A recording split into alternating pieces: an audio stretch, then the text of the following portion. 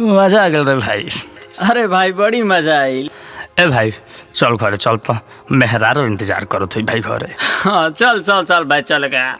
घर में हरदिया नइखे भाई